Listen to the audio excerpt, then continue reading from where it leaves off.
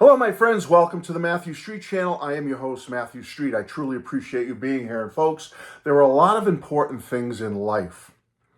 And a few years ago, Paul McCartney released this t-shirt with some of those important things commemorating his McCartney album. Home, family, love. Very important things. And I love this Paul McCartney t-shirt. It's one of my favorites ever because of what Paul expresses on this shirt. But one thing on this Paul McCartney shirt he didn't put on there was friendship. And I think friendship is very, very important. And certainly here in the YouTube world, the music world, and in my case, the world of the Beatles, loving the Beatles, I have met so many wonderful friends, other content creators, viewers, people who respond to me, and etc. It's just such a wonderful thing. Well, one of those friends is Alan C. Records. I'm going to put the link to his channel below. Alan is a great guy. And recently he sent me this package. Now, I kind of knew what it was because Alan basically told me, listen, I knew you had a tough time getting this item, and I found one for you, so I grabbed it. And I was like, Alan, what can I send you, please? No, don't send me anything. You know, Alan and I do nice things for each other. I've done nice things for him. He's done other nice things for me. He's a friend. He's a good friend. So I said, I can't thank you enough. And I kind of knew what it was. And I couldn't resist opening it. I was going to do a live opening with you folks, but I couldn't resist. I had to open it just to see it. And what a wonderful package. And this is going to be good because I'm going to show you the wonderful thing Alan gave me. I'm going to talk a little bit about this release because it's a wonderful release, but there's some, sad background with this band and what happened to them. And also I think this release is a couple little sticking points I have with this release that I want to talk about with you. So I hope you'll find it interesting. So let's open it up, okay? So Alan sent me this. I open it up. First thing I see is this cardboard thing here. But then when I remove that, I see this wonderful picture of me and Alan from a few years ago. Not even a few years ago, a little over a year ago. Man, wait a minute, it's only a year ago. We were at a special Light of Day fundraising event down in New Jersey at Asbury Park, where we got to see 5 Gem Records great bands, the Midnight Callers, the Gripweeds, the Sins, the Anderson Council, and Paul Collins Beat. What a show that was to see those 5 bands. And Alan and I took a nice picture together. I'll also put another image of this up here for you. But Alan made this beautiful, suitable for framing 8x10 for me. But then as you open up inside, and let me move this, I have the 50th anniversary special edition of Badfinger's Head First album. Folks, includes a 12-page LP book, first ever officially mixed and mastered release for 2024 on the 50th anniversary of its recording back in 1974. Now, I'm not going to open this all right now for you. It would take up too much time, but I'll show you the track listing on it here. This is a wonderful album by Badfinger. And Alan, I can't thank him enough for getting this for me, folks. It was so kind of him to do. And the reason he did is because he knew I had a tough time getting it. Now, folks, I'm not besmirching the people who released this album, Y&T Music. I'm not besmirching Bob Jackson, the final surviving member of this lineup of Badfinger who helped put this together, who got it mixed, who got it mastered and put out here for the world. But somebody dropped the ball a little bit because when this first came out, folks, you couldn't get the CD right away. It was like you could pre-order the album, but you couldn't pre-order the CD. Then when I ordered the album, I pre-ordered it. I get a notice from the first company I tried to get it from. I'm sorry, we have trouble with distribution. We will not be able to fulfill your order. Okay. Canceled my order, got my money back. I went to another company, ordered it again. Twice, the second location, I don't want to give names here, we're having trouble getting your order. Do you still want it? Click, yes, I do. Weeks go by. We're still having trouble getting your order. Do you still, by this time I said, nope, cancel, forget it. And I wasn't able to get it. And I haven't even tried to order the CD yet. You tell me, folks, is the CD available? Is it even out there right now? I assume it is. Matter of fact, I think it is, because Stephen Schnee, I'm sorry, the CD junkie, he has a copy of the 50th anniversary CD, I believe. So that must be available now. It took a while, but it finally became available. So then I said, after it was released and I couldn't get a copy, well, I want to hear this thing. I want to hear the new mix. Because I had heard Lay Me Down, which sounded wonderful. That was the first single released from this. And I go to Spotify, not there. And to this day, since this thing came out late last year, you cannot go to a streaming service and get this. Why? Why is it not on Spotify? Why is it not on other streaming services?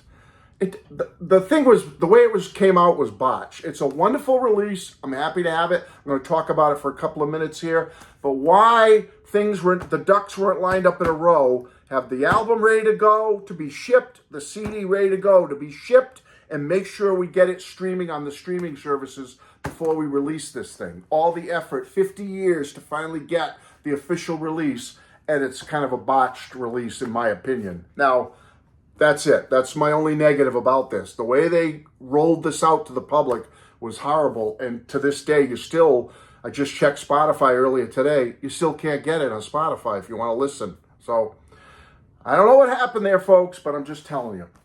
Let me know what you think.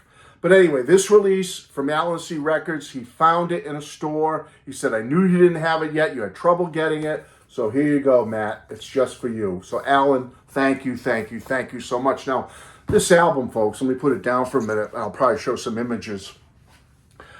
December of 74, Badfinger.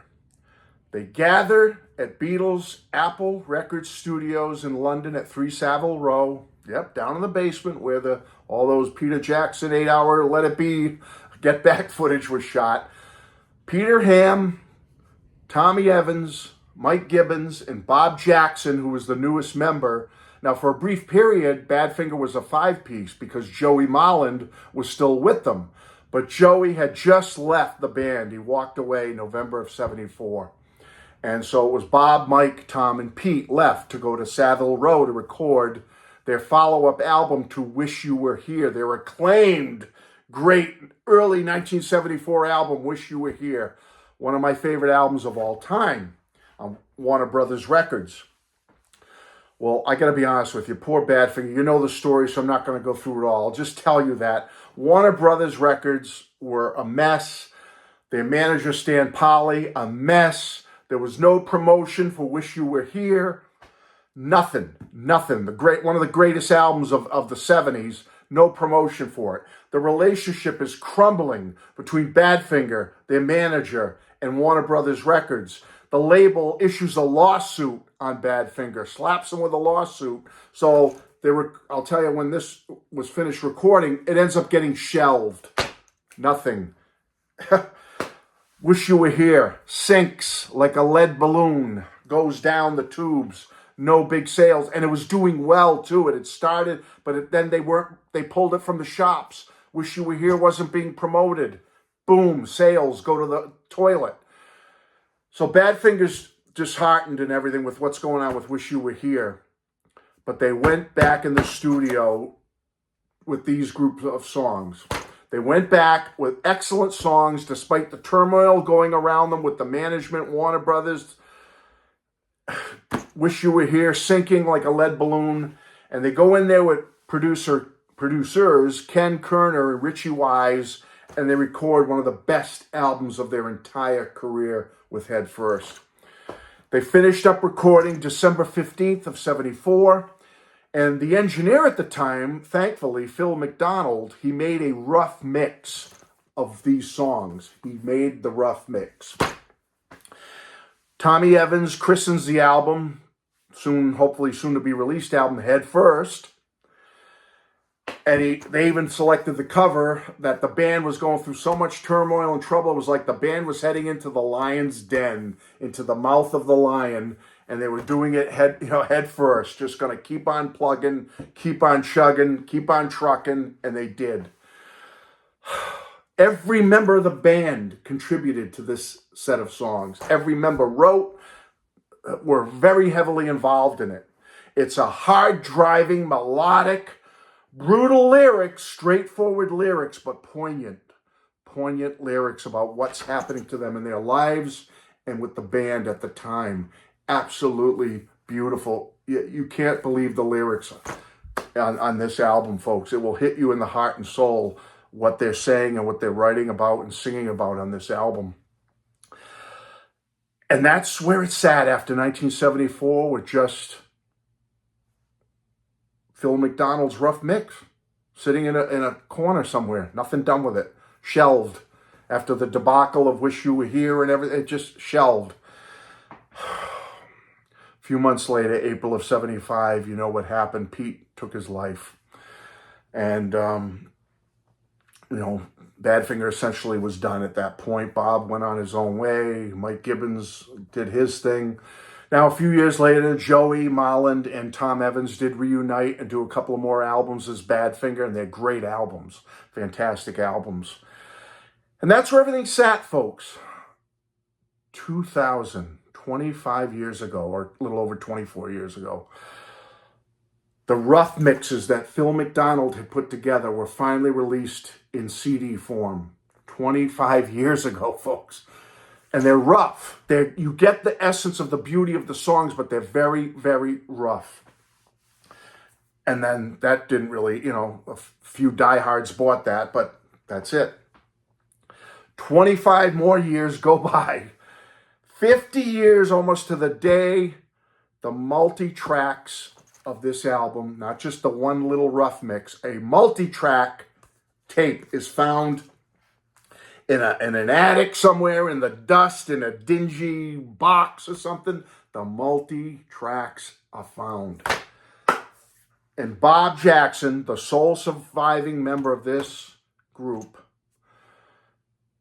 has them treated and remastered and mixed properly to an amazing effect.